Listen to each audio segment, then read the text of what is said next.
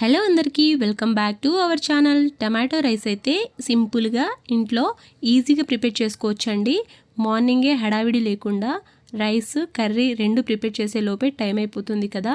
ఇలా tomato rice అయితే ఈజీగా ప్రిపేర్ చేసుకోవచ్చు.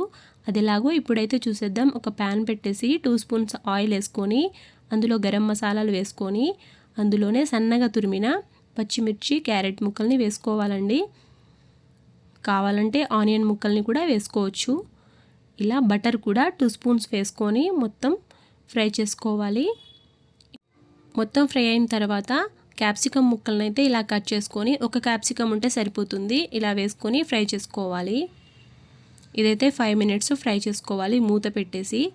మొత్తం ఫ్రై అయిన తర్వాత ఇలా మొత్తం ఉడికిన తర్వాత 1 కప్ అయితే టమాటో ముక్కల్ని తీసుకోండి కట్ చేసుకొని. కావాలంటే పేస్ట్ చేసుకొని కూడా తీసుకోవచ్చు, చాలా బాగుంటుంది.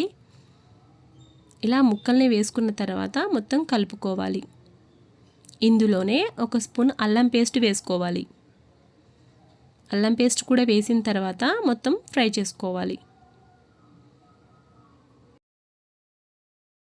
ఇలా కాసేపు ఫ్రై అయిన తర్వాత మూత పెట్టుకొని 10 మినిట్స్ ఇలా ఫ్రై చేసుకోవాలి. దగ్గర పడ్డ తర్వాత ఇలా మొత్తం కలుపుకోవాలి.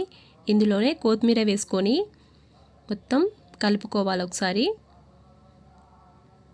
ఇలా మొత్తం కలిపేసుకున్న దాంట్లో కొద్దిగా మిరియాల పొడి వేసుకోవాలి. ధనియాల పొడి కూడా ఉంటే వేసుకోండి. అందులోనే పసుపు, కారం, ఉప్పు వేసుకోండి తగినంత.